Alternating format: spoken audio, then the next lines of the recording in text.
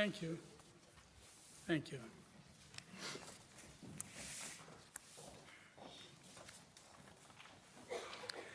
Ladies and gentlemen, first of all, let me wish you a Happy New Year. The Vice President and I are very pleased to welcome you to our press conference. We will now report on the outcome of today's meeting of the Governing Council, which was also attended by the Commission Vice President, Mr. Dombrovskis.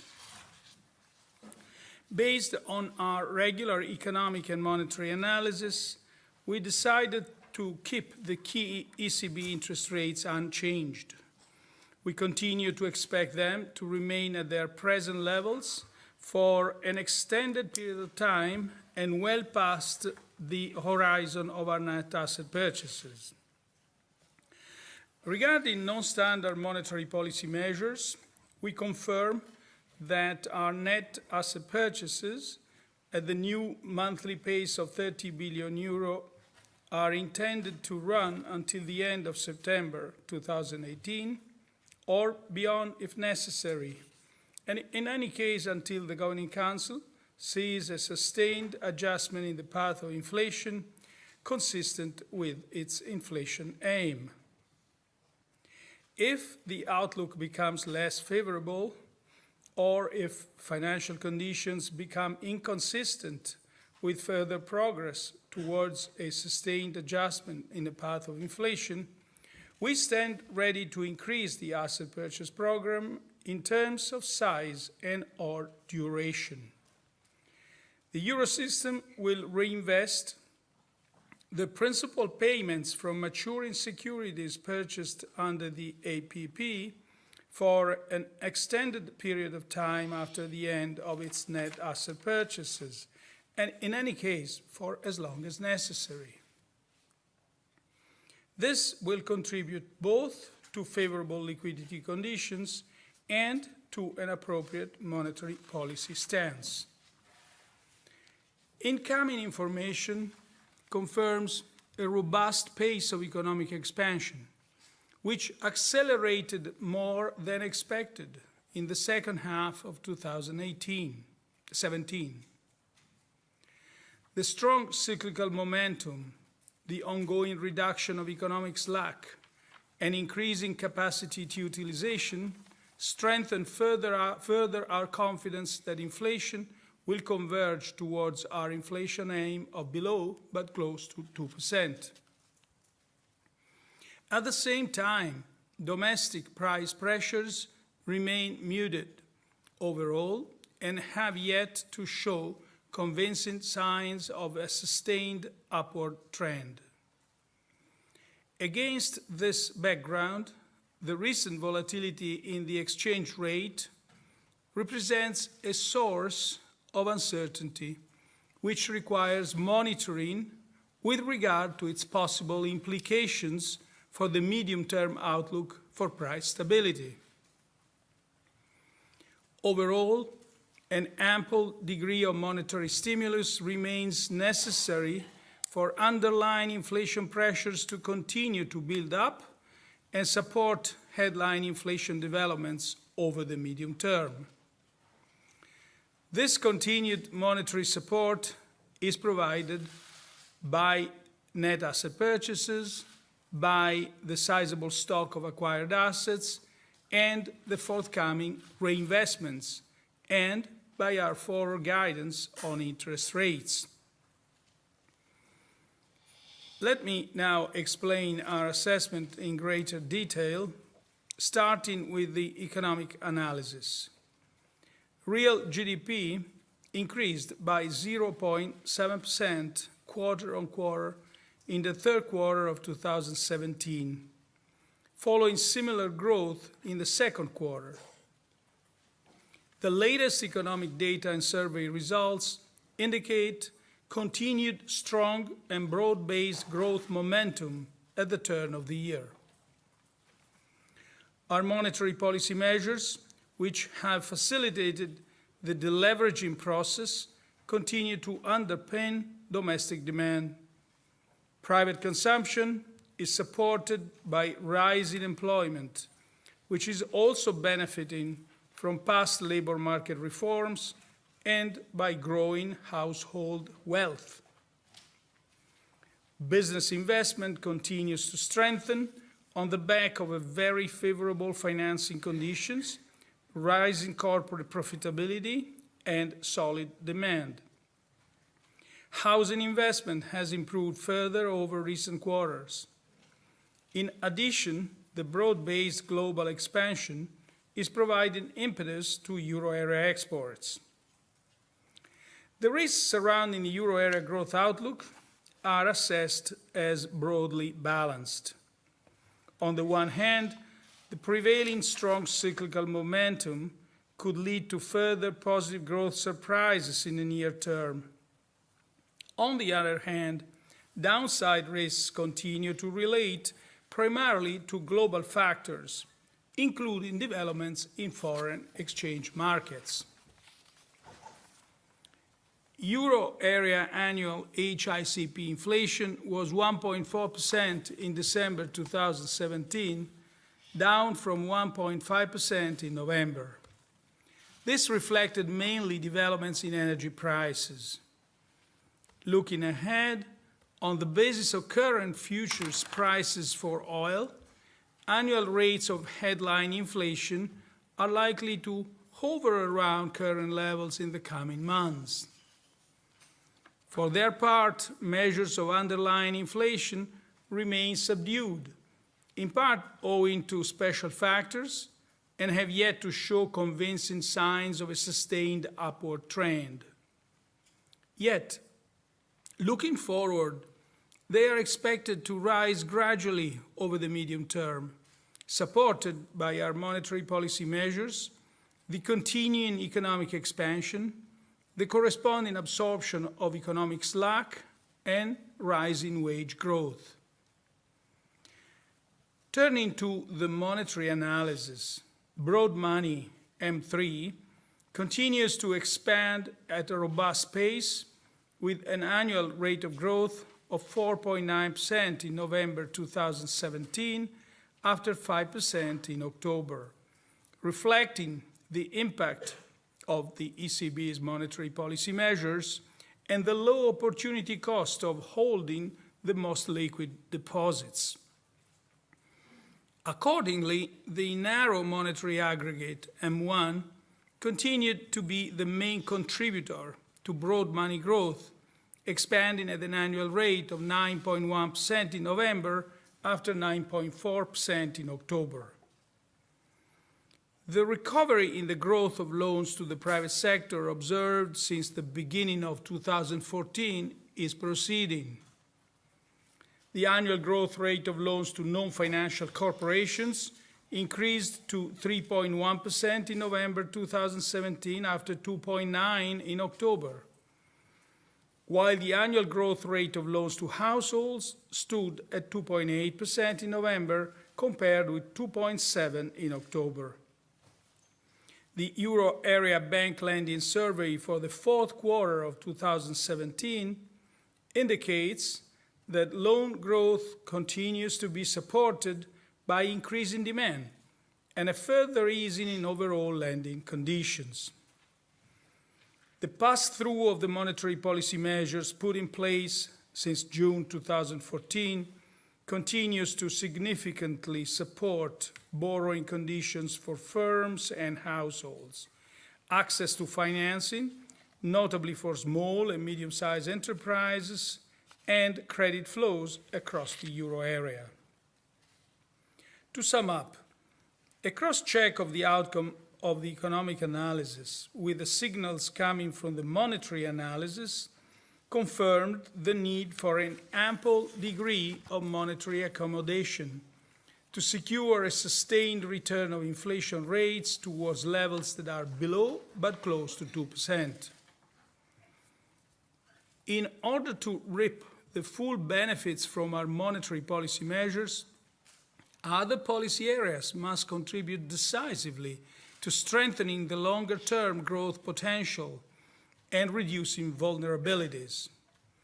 The implementation of structural reforms in euro area countries needs to be substantially stepped up to increase resilience, reduce structural unemployment, and boost euro area productivity and growth potential. Regarding fiscal policies, the increasingly solid and broad-based expansion strengthens the case for rebuilding fiscal buffers. This is particularly important in countries where government debt remains high. All countries would benefit from intensifying efforts towards achieving a more growth-friendly composition of public finances. A full, transparent, and consistent implementation of the Stability and Growth Pact and of the macroeconomic imbalance procedure over time and across countries remains essential to increase the resilience of the euro area economy. Strengthening economic and monetary union remains a priority. The Governing Council welcomes the ongoing discussions on completing the banking union and the capital markets union, and on further deepening economic and monetary union. And we are now at your disposal for questions. Mr. Pickard.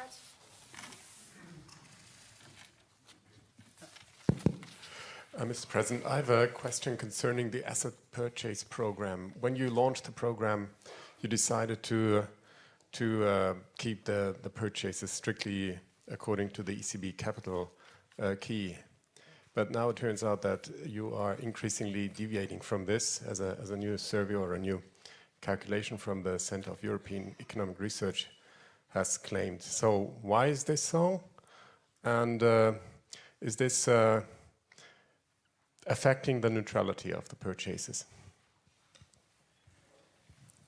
So it's not so, doesn't affect the neutrality of the purchases, and I'll tell you the reasons why you observe these deviations. The ECB doesn't favor certain countries over others in its PSPP purchase program implementation. But as you know, purchases are guided by the ECB's capital key, which takes into account GDP and population.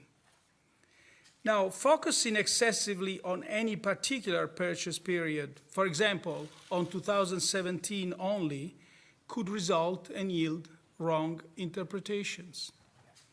The overall stock of Eurosystem PSPP holdings is the relevant metric for any assessment of the program, and not the recent purchase flows. Just to give you an example, currently the Eurosystem holdings of German securities are above the German share of the ECB capital key. This equates to the Eurosystem holding 18 billion euro more in German security than what is implied by the ECB capital key share. Of course, the largest deviation from the ECB's capital key is Greece, due to their ineligibility. So, in addition, Eurosystem holdings of Portuguese securities are 1.8%, which is 27% below compared to a share of ECB capital key, which is 2.48%.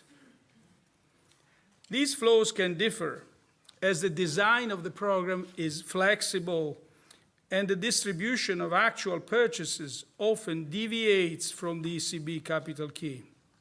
For example, if we fall short of purchase targets in one jurisdiction for market liquidity reasons, then the shortfall is made up in others. And this has happened since the beginning of the program, so it's nothing new. Moreover, this is particularly relevant for the process of reinvestments, where the amounts to be reinvested are sometimes distributed over 3 months, and this can lead to temporary changes in the relative net purchase shares. In certain countries, implied purchase shares are above the capital key percentages, as we don't buy the required bonds in other jurisdictions due to various program constraints. For example, eligibility criteria, issue and issuer limits, market liquidity. So all these adjustments reflect the program's inbuilt flexibility and the commitment to a continued smooth implementation of the program. and our general approach has never been changed. So, our purchase shares are guided by the ECB capital key as opposed to market cap, which is a reference for all other purchase programs. Moreover, comparing, and finally, individual jurisdictions' net issuance and the actual purchases in the respective countries suggests, all other things being equal, that the downward impact of the program on yields for countries such as Germany should be higher than on other countries. Thank you. Skolimowski. It's Skolimowski, Bloomberg. My first question would be about your comments on the currency volatility. You said that it represents a source of uncertainty and also with regards to the implication for inflation. Now, you also talk about your strength and conviction about that inflation will return to the target. So I would like to ask how much euro is already a problem in that respect, or what will have to happen for the exchange rate to become a problem in respect to inflation target. And my second question would be about your discussion on reviewing the forward guidance. The account of the meeting from December mentions that there's a mention of a need to revisit the guidance early in the year. So my question is, has this discussion already started? And if so, what's the basic summary of that discussion? Thank you. Thank you. Let me answer the second question first. Let me get the record straight, because several members of the Governing Council were surprised by the reading of the accounts, by the effects that the reading of the accounts had on the markets, and they asked me to clarify this. First of all, there is no difference between the accounts and what I said in the press conference. What I was asked was, did you discuss cutting the link in your guidance between the APP, the Asset Purchase Program, and inflation? And what is your view on that question? And I responded, we didn't discuss cutting the link. Actually, in a sense, I went beyond what was in the account in my press conference, because I said, as a consequence of this continued expansion, also the component coming from the forward guidance of interest rates will gain further and further importance. So this is a natural process led by the recovery. In this sense, our monetary policy accompanies the recovery, as I had a chance to say in a speech some time ago. But we haven't discussed the link. Now, the excerpt of the account says, looking ahead, the view was widely shared among members that the Governing Council's communication will need to evolve gradually without a change in sequencing. So the only discussion that took place was about the need to have a discussion. You see, my press conference started going to the substance, but the actual discussion in the Governing Council was only scheduling the discussion, which was to take place in the early part of this year. Yeah, well, no, just that's important to clarify. So the discussion hasn't really started. We really went through the events since October to now, and trying to basically assess whether something has changed. And there hasn't been much of a change, other than a continuing strengthening of the economy, more, to some extent, even more than expected. Now, we have, as I said, downside risks relating primarily to geopolitical and especially foreign exchange markets. But by and large, the risks to growth are balanced. Now, can we declare victory? The answer is no, not yet. Price pressures are muted. Underlying inflation is still doesn't show signs of any convincing upward movements. Price pressures along the pricing chain remain broadly stable and subdued. Recent data on wage growth confirms some lift-up from its lows of 2016 second quarter, but it's a lift-up so far mostly due to wage drift, not negotiated wages. So we have to look better and see whether this picks up and is confirmed. And the survey measures of long-term inflation expectations remain broadly unchanged, while market-based measures have increased to 1.7678%. So by and large, there isn't much of a change, which led us to simply restate the policy, as I've just said in the introductory statement, where basically we continue the monthly pace of 30 billion euro that's tended to run until the end of September 2018, and so on. There is no need for me to read it again, I guess. Also, we went through how we judge whether progress in achieving our inflation objective has happened, has taken place. And you remember we have three criteria. The inflation rate has to be on a path that reaches levels below but close to 2% in the medium term. So it's not touch and go, in the medium term. And that's one important thing that several speakers have remarked today, is that our commitment to this objective remains firmer than ever.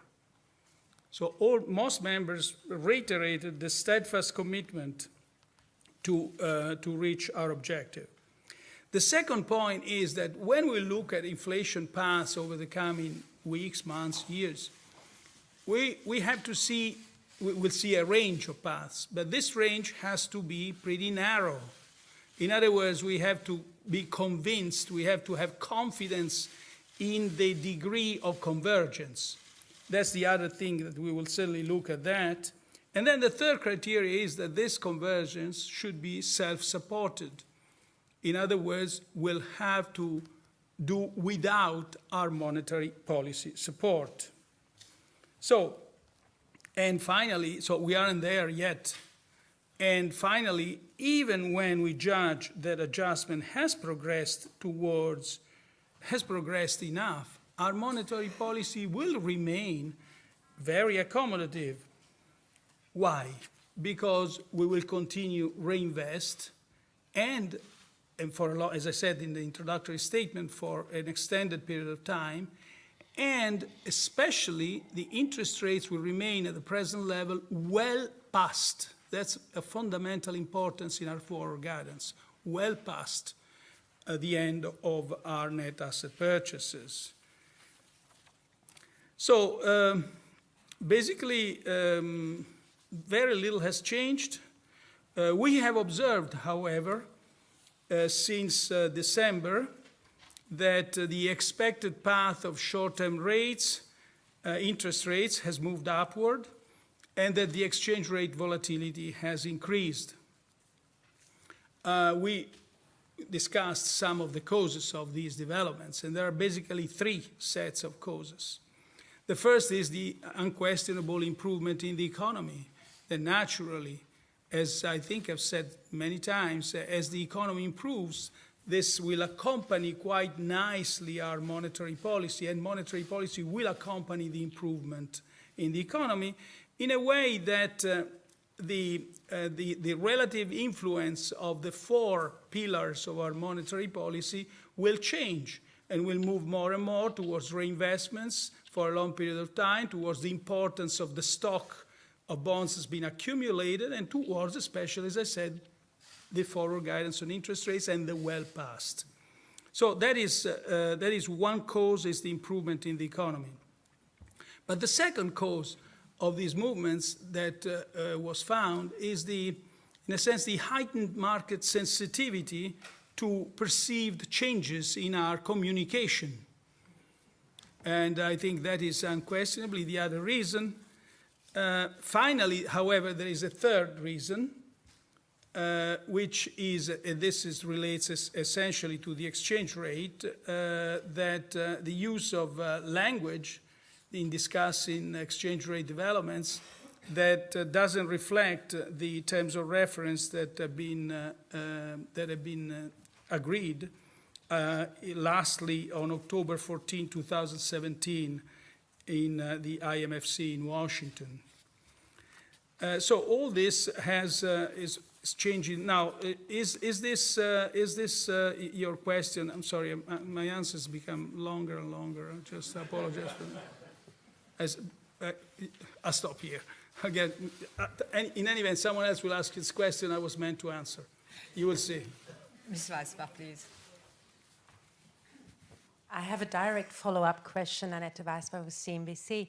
Let us talk about the dollar weakness. I mean, that's what you probably were referring to in your last comment, right, when you answered the question. It's not very helpful to hear from certain members of the US administration that a lower dollar is something they kind of like. What's your view on that? Are we heading towards a scenario that we could call a currency war scenario, or certainly, perhaps we leave it like that. And then I have another question on, you earlier said that you don't think, and there will be an abrupt end to QE or the asset purchase program by September. Are you sticking to that message, or could you also envision to end it and then only have the reinvestments going forward after September? Well, that's mainly it. Thank you.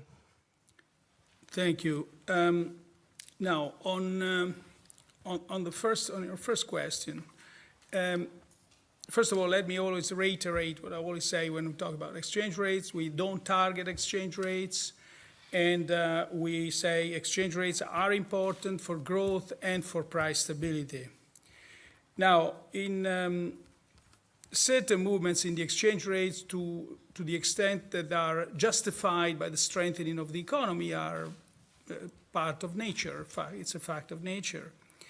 So the issue is whether these other movements in the exchange rate, which may be caused by the use of language that I said is not parts of the terms of reference that have been agreed recently, whether that has an effect on our inflation path. We look at inflation. That is our main concern. So now it's too early to assess whether the pass-through has already taken place and what's going to be the extent of this pass-through.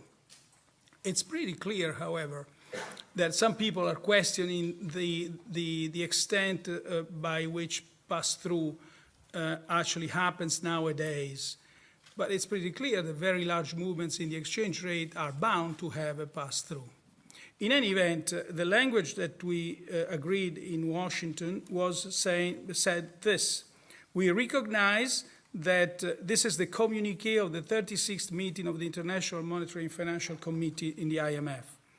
So all the ministers and the governors there, and we recognize that the excessive volatility or disorderly movements in the exchange rates can have adverse implications for economic and financial stability. We will refrain from competitive devaluations and will not target our exchange rates for competitive purposes. I think that's my answer. Now, the answer to the second question, yes, I said that. I said that we, as far as I was concerned, I said we didn't have a proper discussion, and we didn't have a discussion today at all. But I said, as far as I was concerned, we never stopped the program abruptly. Now, here we have to distinguish between sudden stop, an extension of the program, and gradual tapering. And that's exactly the discussion that we will have. It's one part, actually, of the discussion that we will have, and the discussion to which the accounts that you read were referring to. Mr. Korani.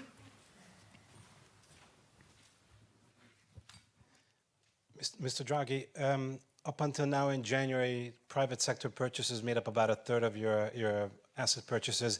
Are these proportions indicative of volumes going forward? Second question relates to the Ombudsman's recommendation about the G30. Are you going to accept that and give up your membership? Why or why not? Thank you. First, the answer to the second question. We've received the letter of the Ombudsman, the work of which, by the way, we appreciate greatly, and we will respond in due time. So there is a procedure in place. We'll assess the letter, we'll assess the comments, and then we'll respond. On the first question, it's not, I mean, these are volumes, and they follow also principles of market neutrality. And so it's difficult for me to answer your question now. One should not look at monthly purchases because they may reflect temporary market conditions. So we have a certain size that will develop across the program. Ms. Jones? Claire Jones, Financial Times. Just to revisit your answer to Annetta's question, I think the comment on the purchases not stopping suddenly was widely viewed at the time as an indication that past September there would be a gradual tapering. You now seem to be saying that there needs to be a debate on that, and there may be either a debate on doing that or an extension, which I think we already know there's been an extension. So if it may be possible to just clarify that, then I think that would be helpful. How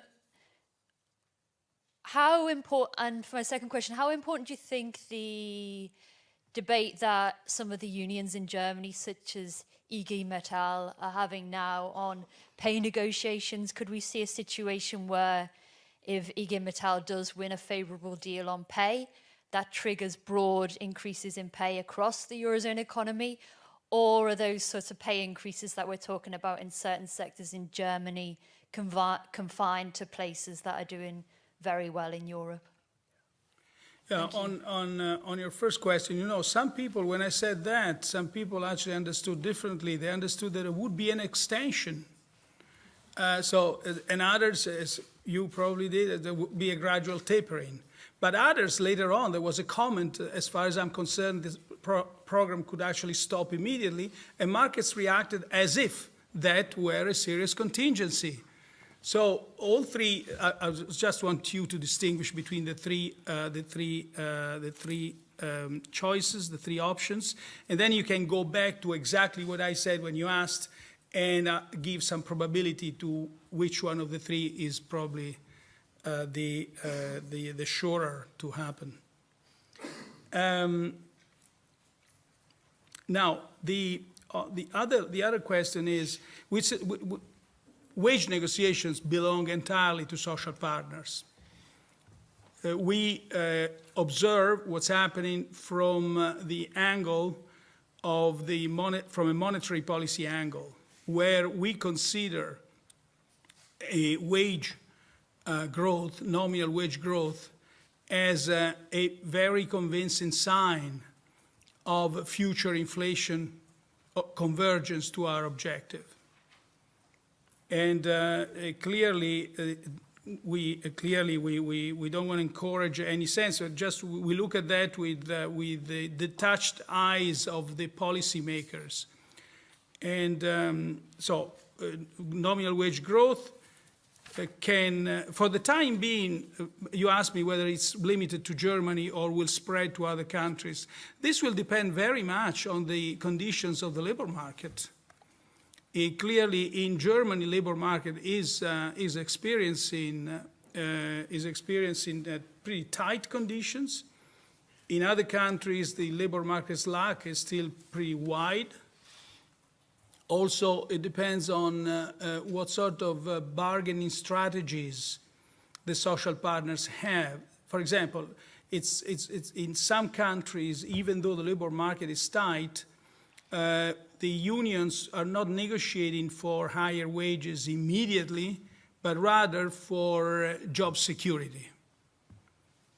And there is plenty of evidence that even though employment has gone up a lot, much of it is of a temporary, part-time quality. So we have to assess what are the different negotiating strategies before we can conclude that one single nominal wage negotiation in one country will actually spread its effects to the rest of the euro area. Ms. Rufaki?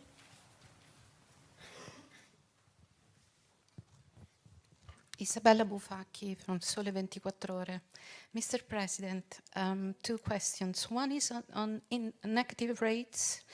There are just less than $10 trillion of assets in negative yields, and markets are in uncharted waters and have been for a long time. Do you see any financial stability risks stemming from such monetary policy being very accommodative for a long time?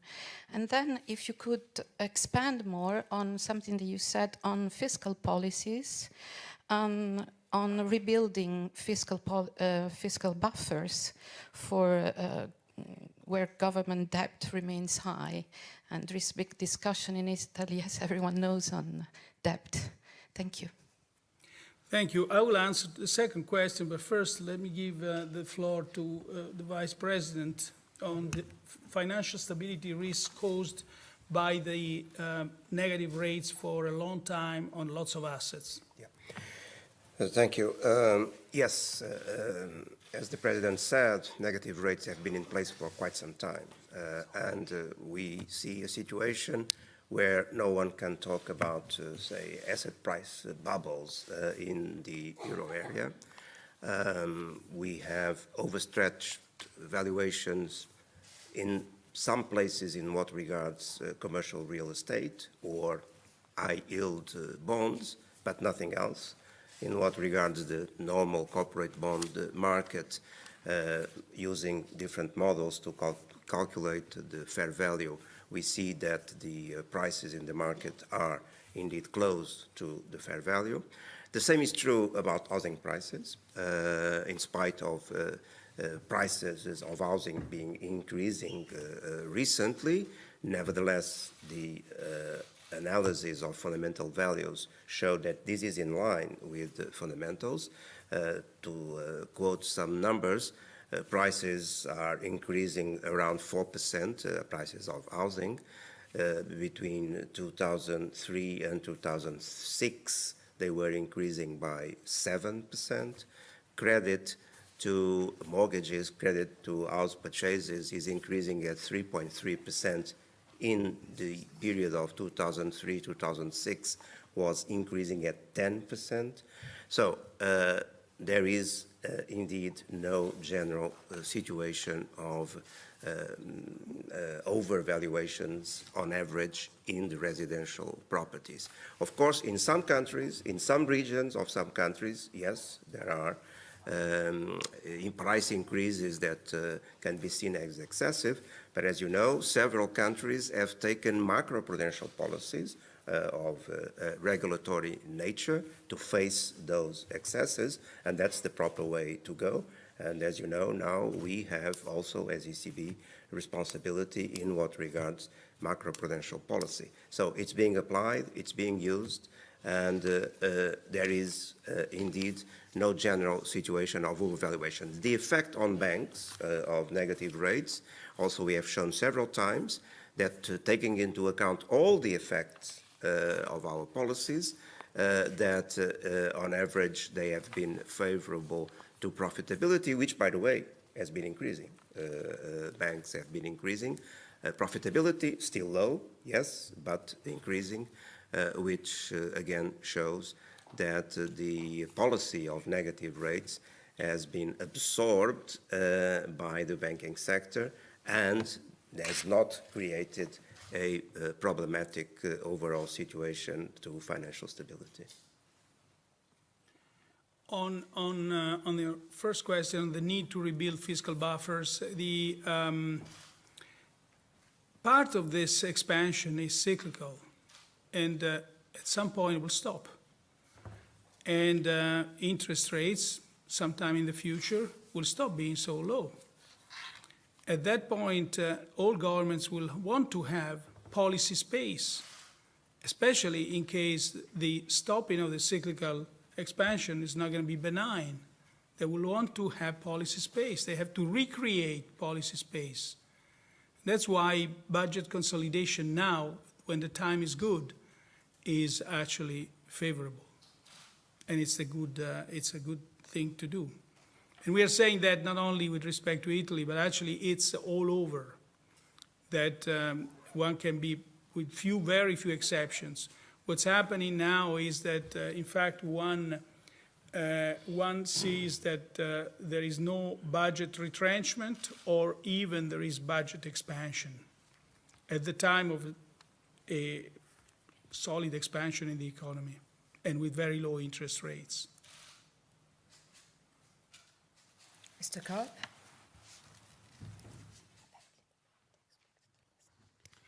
Thank you. Mr. President, Eric Culp, Live Squawk News. My first question, well, actually, they're both about communication. The first one is, how do you feel about the ECB's communication since the beginning of the year, not only from the headquarters, but also from the members of the Governing Council? And how do you see any room for improvement, and in what areas? And the second one is communication from the United States. What level of concern within the Governing Council was there today, and yesterday, well, actually today? Or have you spoken to anybody in the Governing Council about those comments? How do they feel about a possible change in U.S. policy? Answering your second question first, yes, there was concern. Several members expressed concern. And this concern was also, in a sense, was broader than simply the exchange rate. It was about the overall status of international relations right now. The answer to your question is yes, we are concerned. There's also an additional concern that the Governing Council and the introductory statement itself, in a sense, hints at. If all this were to lead to an unwanted tightening of our monetary policy, which is not warranted, then we will have to just think about our monetary policy strategy. This was something that is actually being said in the introductory statement, which has also been expressed. You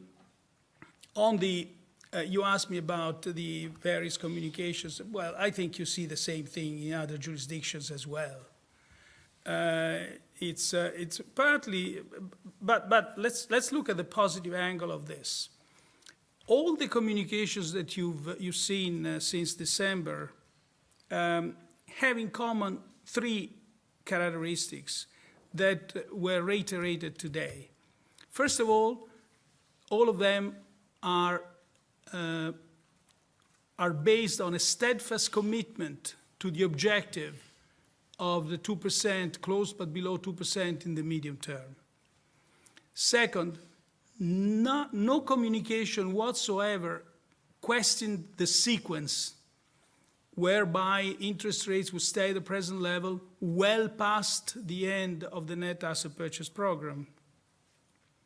And third, the well past was always reiterated and emphasized. I think all three communications. Then, of course, you have nuances which were picked up by the market. But we are in the range of normal differences of views. Mr. Ferles?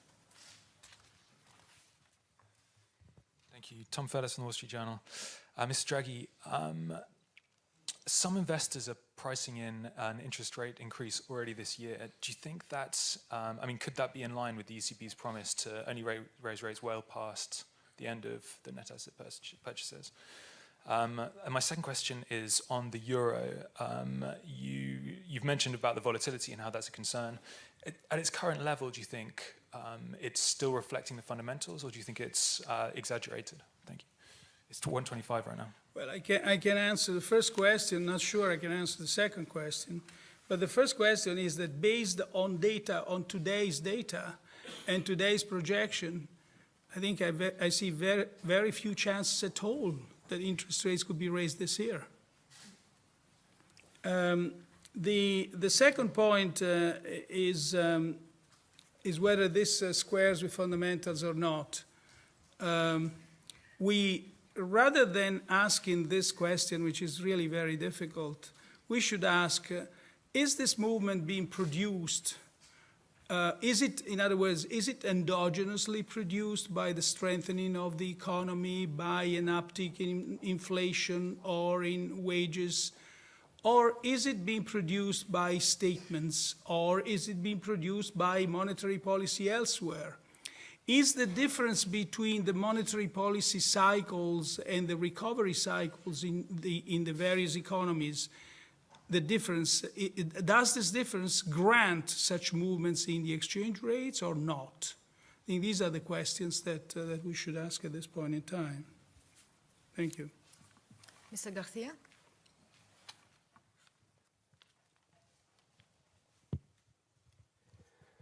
Yes, hello. Good afternoon. Javier Garcia from the Spanish news agency EFE. The European Ombudsman has asked you to leave your membership in the Group of 30 club. She said literally that your membership in this body could give rise to a public perception that the independence of the ECB could be compromised.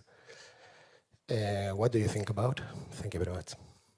Thank you. I answered this question before. We have received the letter, which was published, and we are assessing it, and we will respond according to the existing procedure.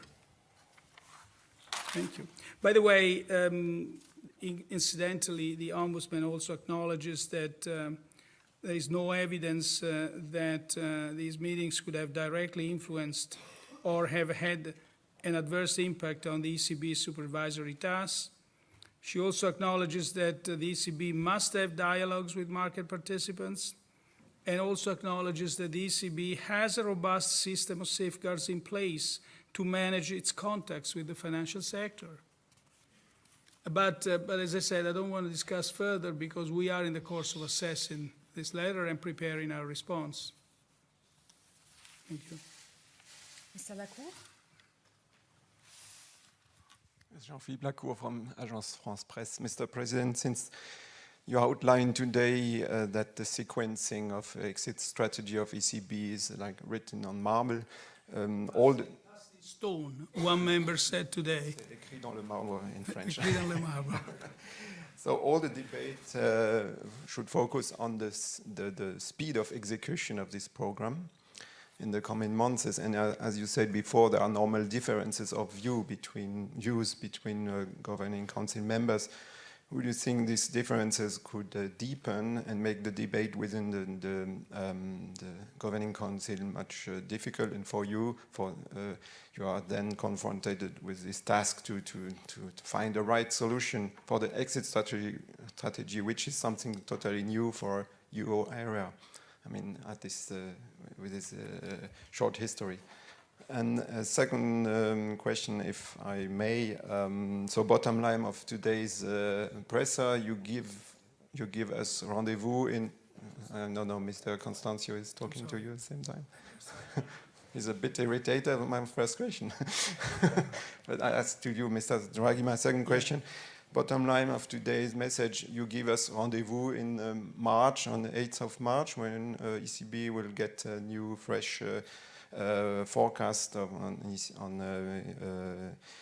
prices developments, and so you maybe then give an answer to what the minutes on the previous December meeting stated, that the forward guidance should be revisited early in 2018. So would it be in March?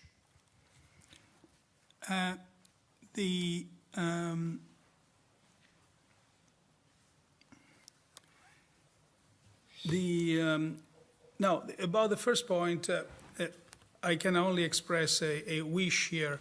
I don't think that the differences between the various members of the Governing Council are as substantive as they were on other occasions. As a matter of fact, they're much less substantive. Here we're talking about, you remember the three elements: confidence in the convergence of our inflation path to its objective, but also, since we don't see now in the data much of inflation, is patience and persistence in our monetary policy accommodation. The three elements combine themselves in the various members of the Governing Council's view of the world.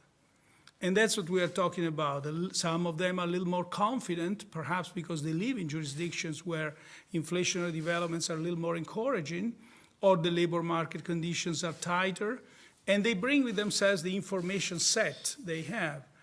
But we are not talking about deep existential differences. Going back also to one question, where, however, we have to be careful is that when there may be differences about when to say certain things. For example, we can all agree about certain things, but we may disagree about when to move forward. And that's where the market wants to be informed clearly. Because markets, of course, have expectations not only about the path, the policy path, but also about the announcement dates, the timelines. And that's where discipline is needed. But as I was saying, this is, in a sense, is a second degree of importance difference with respect to the first. As a matter of fact, the overall situation doesn't justify profound existential differences at this point in time. Now, your second point was, you said in March we'll have projections and then we'll assess reality, how things stand at that point in time. Mrs. Nienhaus?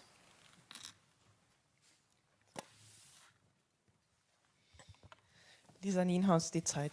Mr. Draghi, I'd like to pose another question on the exchange rate. You already said that probably your communication has an effect on the exchange rate. And I wonder how large you believe is the effect of your own communication on it, and if you see the danger that you react to something in the end that you created yourself in some kind of vicious circle in the end. And my second question... No, excuse me, could you explain me what you meant? Okay. You already said that you believe that the communication of the ECB may have an effect on the exchange rate. And you also said that... No? No, I'm sorry. I said, I said that the exchange rate has moved in part because of endogenous reasons, namely the improvement in the economy, mostly the improvement in the economy, in part for exogenous reasons that have to do with communication, but not by the ECB, but by someone else. Okay. And this communication doesn't, not the ECB communication, but this someone else communication doesn't comply with the agreed terms of references. That's what I said. Okay, I understood, but you cannot deny that a lot of people in the market believe that also the ECB communication moved the exchange rate. So maybe you can comment. I can comment on that, certainly. You see, there is a difference between designing monetary policy with a view to pursuing price stability and your objective, and that you have to because of your mandate. And that design of monetary policy may well have consequences on the exchange rate, but there will be indirect consequences. We don't target the exchange rate. Difference is when I go and say, well, not me, someone else, goes and says that basically a good exchange rate is good for exporters, and it's good for the economy, and it's good. And that means it's targeting the exchange rate. And you know, that implicit, that agreement, subtle as you want, has been in place for decades now, whereby policymakers, of course, if you do take monetary policy decisions, they may have consequences on the exchange rate on both sides, on all sides of our monetary policy jurisdictions, in both sides of the ocean, but also other countries as well. But the targeting, the explicit targeting of the exchange rate is something that really goes back many, many years ago, before these terms of reference were agreed. Mr. Di Vittorio? Why did you choose September or not December or June to, as a month to finish this QE program? Second question, commodity are listed in dollars. So when monetary policy normalizes in the Eurozone, the euro appreciates, but commodity price grow more in proportion of this. And with them, the general price. But this is a bad inflation, is inflation of OPEC sign, is inflation of easy dollar. Is that correct, that this way a restrictive monetary policy in Europe end up to feed the price further instead to cool them down? Thank you. Thank you. Well, the answer to the first question is basically when we recalibrated our net asset purchase program last October, we had to wait very much as we are doing today, confidence versus patience and persistence. And we had a discussion about that, whether it should be 6 months or 9 months, whether it should be 30 or 40 or 20 per month. And after all analysis and models and discussions, we came out with these figures of 30 per month until September. So it's a matter of educated judgment based on data, on projections of inflation, on what is the, in a sense, the best design that would produce the convergence in the safest way to our path, and also in the most reliable way to our objective. The answer to the second question, we are trying. That's why what you say is absolutely right. I mean, you have that as a possibility, but that's why in defining our objective of inflation, we use several measures. We use headline inflation, which includes these effects, but we also use underlying inflation, which excludes food and energy. And then we have other definitions of inflation as well. So all this mind, our objective is defined in terms of headline inflation. But to gain sufficient confidence that the convergence towards our objective is in the medium term, is stable and is self-sustained, we need to have evidence also from the other definitions of inflations. In other words, data that don't change because, say, the market for a certain commodity all of a sudden changes, supply or demand change. And the final question goes to Mr. Schröers. Thank you, Max Schröers, Börsenzeitung. The first one is, you've talked a lot about the euro today and its potential effects on inflation. On the other hand, we also have an oil price. It has risen significantly, and it's way above what was assumed in the ECB projections in December. Don't you think that these two effects could compensate each other? And the second one is a follow-up on your forward guidance on rates. You've stressed the fundamental importance of the well past. And you already said that there are few chances that the interest rates will rise this year. Don't you think that there is a need for more clarity on this well path? For example, Bundesbank President Weidmann said in an interview that expectations for interest rate hikes in mid-2019 are more or less in line with this forward guidance. Is that a common view in the Governing Council? Thank you. Well, based on today's data, that's the answer. So we always think and have our discussions and deliberations based on the data.